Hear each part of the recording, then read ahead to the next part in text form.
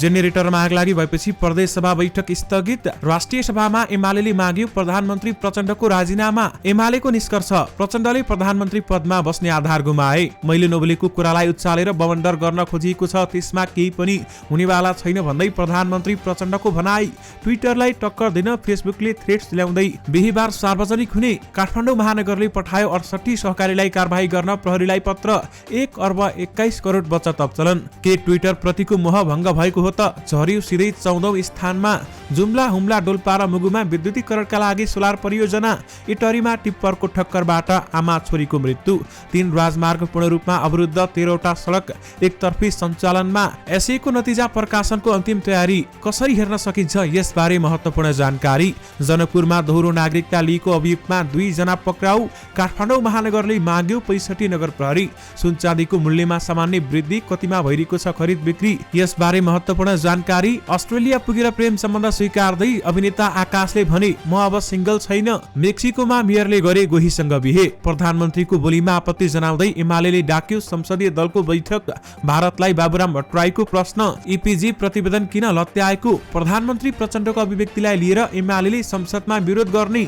माओवादीहरू छिट्टै एक ठाउँमा आउँछौ र 2064 को भन्दा ठूलो पार्टी बन्छौ भन्दै प्रधानमन्त्री प्रचण्डको भनाई। विप्लवको पार्टीले नेता कार्यकर्तालाई दियो 20 दिन कृषि विदा। मौसम जन्य विपदका लागि तयारी अवस्थामा रहन एमाले अध्यक्ष केपी ओलीको कार्यकर्तालाई निर्देशन। राष्ट्रिय सभामा एमालेले माग्यो प्रधानमन्त्री प्रचण्डको राजीनामा। फरार रहेका दीप बस्नेतको कागज जग्गा सट्टापट्टा गर्ने जिम्मेवारी भौतिक मन्त्रालयको क्षेत्राधिकारमा पर्दैन।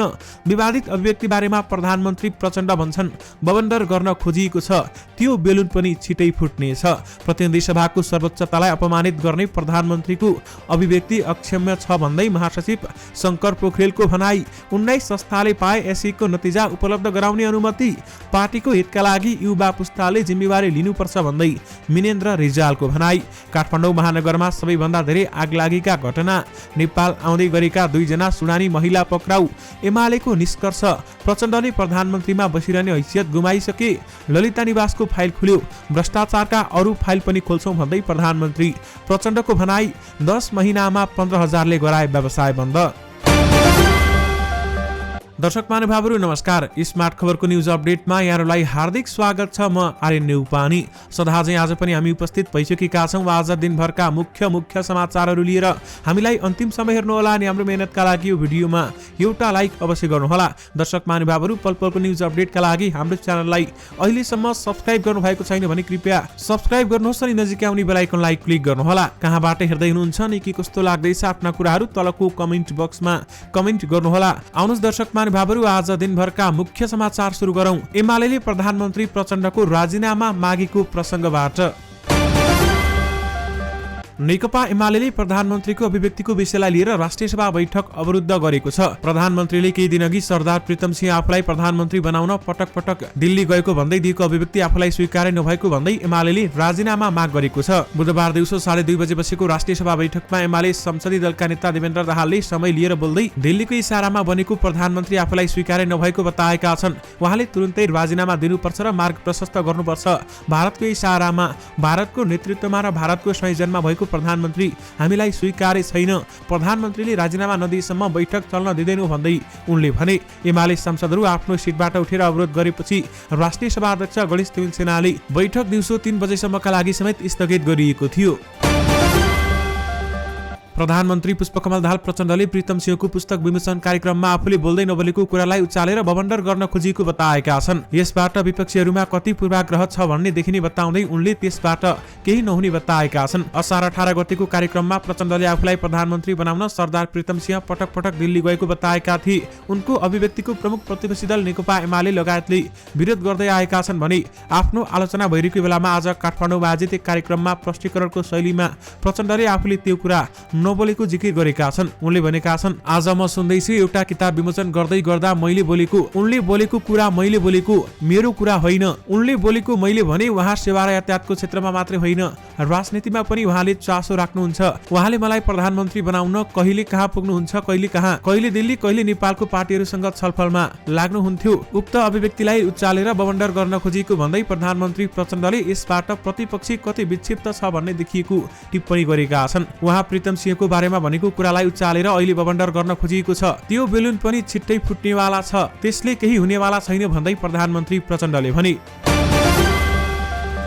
काठमाडौँ महानगरपालिकाले 68 वटा सहकारी संस्थाहरूले बचतकर्ताको रकम इनामिना गरेको भन्दै कानुनी कारबाहीको लागि प्रहरीलाई पत्र काटेको छ। महानगरले 2072 सालदेखि 2080 असारसम्ममा गरेर करिब 2700 जना बचतकर्ताको 1 अर्ब 21 करोड 38 लाख रुपियाँ इनामिना गरेको भन्दै जिल्ला प्रहरी परिसर काठमाडौँमा कारबाहीको लागि पत्र पठाएको हो।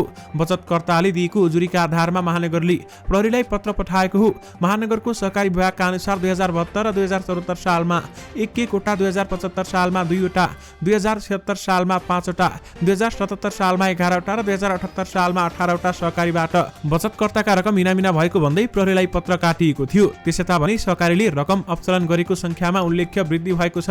2079 यता मात्रै 30 वटा सहकारीले 33 करोड 63 लाख रकम इनामिना गरेको विभागले जनाएको छ। दर्शक महानुभावहरू, काठमाडौँ महानगरले 68 सहकारीलाई कारबाही गर्न प्रहरीलाई पत्र पठाएको छ र साथमा 1 अर्ब 21 करोड बचत अपचलन गरिएको पाइएको छ। दर्शक महानुभावहरू, एसईको नतिजा प्रकाशनको अन्तिम तयारी पनि पूरा भएको छ भने कसरी हेर्न सकिन्छ? एसईको नतिजा आउनुस् तपाईहरुलाई यसबारेमा जानकारी गराउँ। माध्यमिक शिक्षा परीक्षा एसईको नतिजा प्रकाशनको तयारीमा छ। राष्ट्रिय परीक्षा बोर्डको परीक्षा नियन्त्रण कार्यालय कक्षा 10 ले यसअघिको जस्तै लेटर ग्रेडिङमा नतिजा प्रकाशित गर्ने बताइसकेको छ। दर्शक महानुभावहरू, यसपटक पनि एसईको नतिजा वेबसाइट, एसएमएस र आइबीआर बाट हेर्न सकिनेछ। परीक्षा नियन्त्रण कार्यालयका अनुसार नतिजा प्रकाशनका लागि 19 संस्थाले अनुमति पाएका छन् भने जसमा 14 वटा वेबसाइटबाट हेर्न सकिनेछ भने 5 वटा एसएमएस र आइबीआर बाट पनि प्राप्त गर्न सकिनेछ। दर्शक महानुभावहरू, तपाईहरुले एसएमएस र आइबीआर मार्फत पनि हेर्न सक्नुहुनेछ। तपाईहरुले नेपाल टेलिकम अथवा एनटीसी को सिमबाट पनि हेर्न सक्नुहुनेछ र एसएमएस आइबीआर यसमा दुईटै रहेको छ। प्रयोग हुने सर्टकोड 1600 रहेको छ। त्यसैगरी नम्बर 2 मा जानकी टेक्नोलोजी प्रणाली रहेको छ। यसमा तपाईहरुले एसएमएस गरेर हेर्न सक्नुहुनेछ 35001। त्यसैगरी इजी सर्भिस प्रणालीमा एसएमएस गरेर पनि तपाईहरुले हेर्न सक्नुहुन्छ 34949। त्यसैगरी आकाश टेक प्रणाली समेत रहेको छ। यसमा पनि तपाईहरुले एसएमएस गरेर हेर्न सक्नुहुन्छ 31003। त्यसैगरी क्रिएसन सफ्ट नेपाल प्रणालीमा एसएमएस गरेर तपाईहरुले 31064 मा समेत हेर्न सक्नुहुनेछ। त्यसैगरी दर्शक महानुभावहरू, वेबसाइटबाट समेत तपाईहरुले हेर्न सक्नुहुनेछ। Number 1 www.se.gov.np, number 2 www.neb.gov.np, number 3 www.se.ntc.net.np, number 4 se.nicasiabank.com, number 5 se.edusanjal.com, number 6 ekantipuर.com, number 7 theconnectplus.com, number 8 khalti.com/app, number 9 nimaacademy.com, number 10 mypay.com.np, number 11 tutteli.com मा तपाईहरुले एसईको नतिजा हेर्न सक्नुहुनेछ। दर्शक महानुभावहरू, ती वेबसाइटमा गएर तपाईहरुले आफ्नो नतिजा हेर्नुहोला।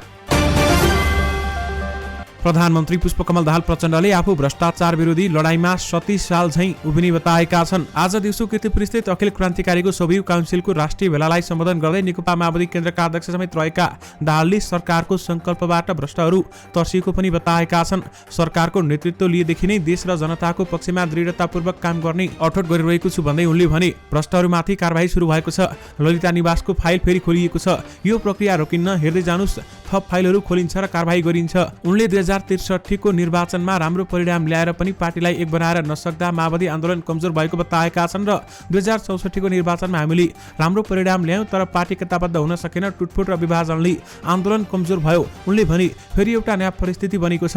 माओवादी शक्तिबीच एकताको राम्रो आधार बन्दैछ। पार्टी एकता संयोजन समिति बनाएर बृहत एकता सहित अगाडि बढिन्छ भन्दै उहाँले बताउनुभयो। दर्शक महानुभावहरू, त्यसैगरी आफूलाई चारैतिरबाट घेरा हाल्ने काम भइरहेको समेत उहाँले बताउनु भएको छ र साथमा अब म यस्ता कार्यहरू अगाडि गर्दै जानेछु र साथमा ललिता निवासको फाइल खुल्यो, अब अरू भ्रष्टाचारका फाइल पनि खोल्छौ भन्दै प्रधानमन्त्री प्रचण्डले बताउनुभयो। सुनसरीको इटहरीमा टिप्परको ठक्करबाट आमा छोरीको मृत्यु भएको छ। मंगलबार दिउँसो टिप्परको ठक्करबाट इटहरी उपमहानगरपालिका 8 की 42 वर्षीय सरिता चौधरी र उनकी छोरी 22 वर्षीय अनुषा चौधरीको मृत्यु भएको हो भनी मंगलबार करिब पौने 4 बजे धरानबाट पूर्वतर्फ जाँदै गरेको टिप्परले सोही दिशातर्फ जाँदै गरेको स्कुटरलाई ठक्कर दिएको थियो भनी ठक्करबाट गम्भीर घाइते सीताको पीपी कोइराला स्वास्थ्य विज्ञान प्रतिष्ठान र धरान र अनुषाको न्युरो अस्पताल विराटनगरमा उपचारका क्रममा मृत्यु भएको प्रहरीले बताएको छ। इटहरीमा टिप्परको ठक्करबाट आमा छोरीको मृत्यु भएको छ।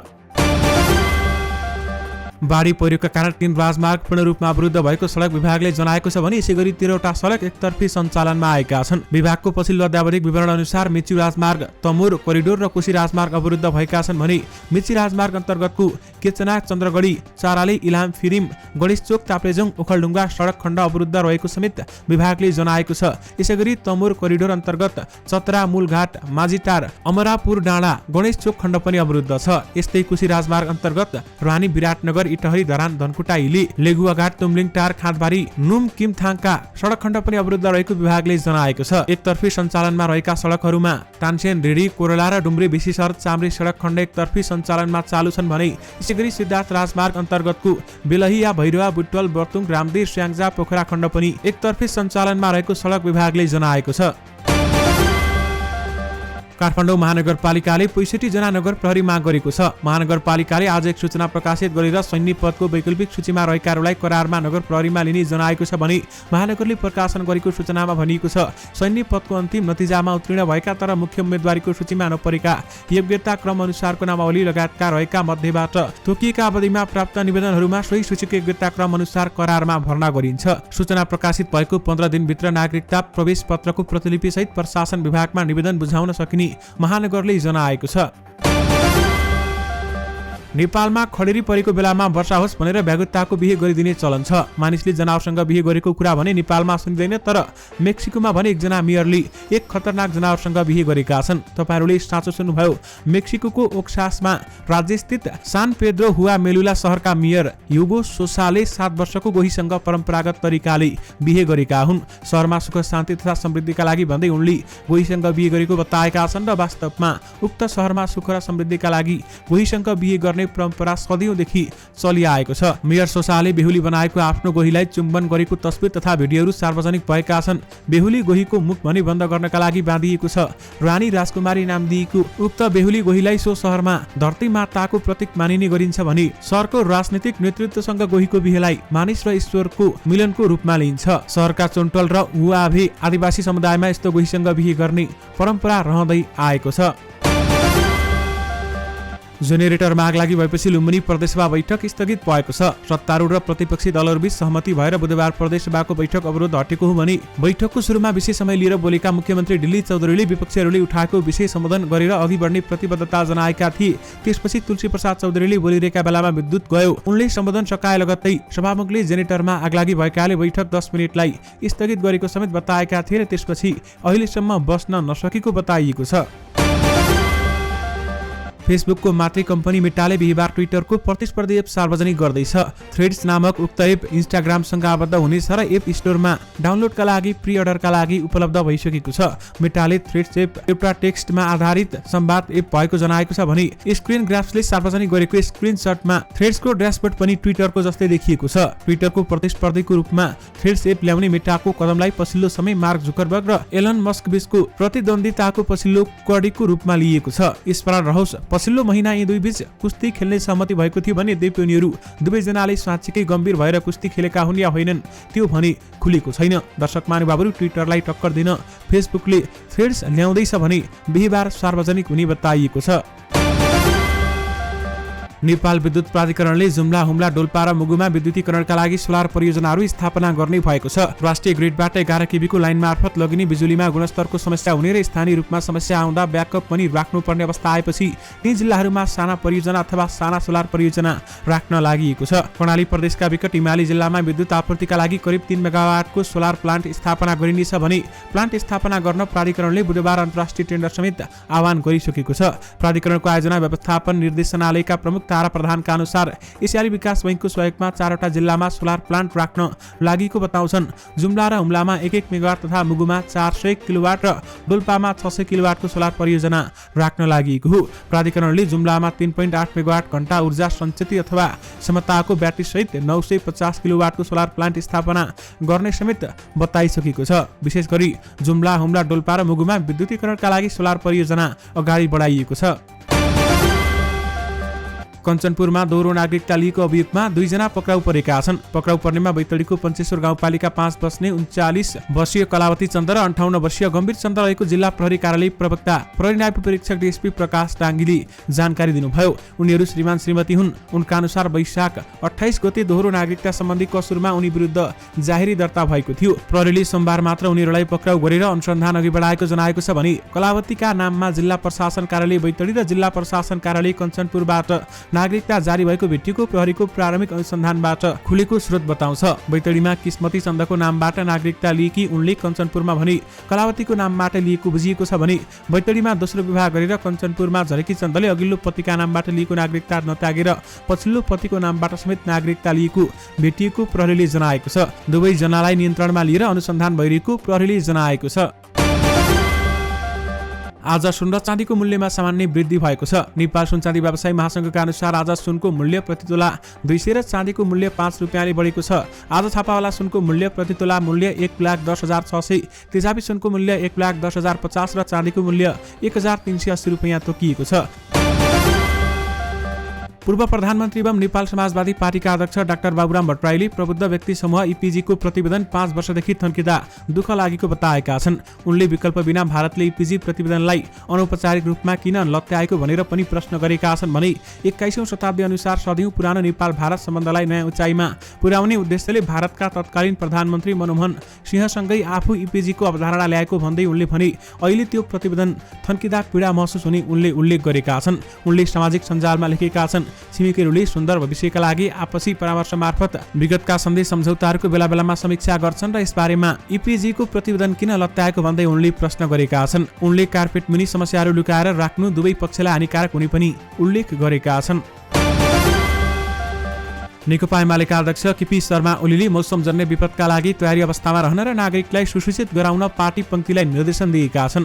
मनसुन सक्रिय रहँदा बाढी पहिरोको जोखिम बढेको, यातायात अवरुद्ध हुन थालेको भन्दै पार्टीको विपद व्यवस्थापन विभागलाई अध्यक्ष ओलीले ध्यानाकर्षण गराएका हुन् भने भारी वर्षाका कारण देशका विभिन्न भागमा बाढी पहिरोले जनधनको क्षति भएका खबरहरू आइरहेका छन्। पहिरोका कारण राजमार्गहरू अवरुद्ध हुने र यात्रुहरू प्रभावित हुने क्रम बढ्दैछ। उनले फेसबुक स्ट्याटस मार्फत भनेका छन्, त्यसप्रति उच्च सतर्कता अपनाउन, राजमार्गहरूमा ट्राफिक नियमको पालना गर्न म सबैमा अनुरोध गर्दछु। हाम्रो पार्टीको विपद व्यवस्थापन विभागलाई मौसमको प्रतिकूल प्रभाव र सम्भावित स्थिति बारेमा सर्वसाधारणलाई पूर्व जानकारी गराउन र आवश्यक उद्धार तथा सहयोगका लागि तयारी अवस्थामा रहन आग्रह गर्छु भन्दै उनले भने उनले बाढी पहिरोको जोखिम बारेमा राज्यले आफ्ना निकायहरूलाई यथोचित परिचालन गर्न समेत आग्रह गरेका छन्।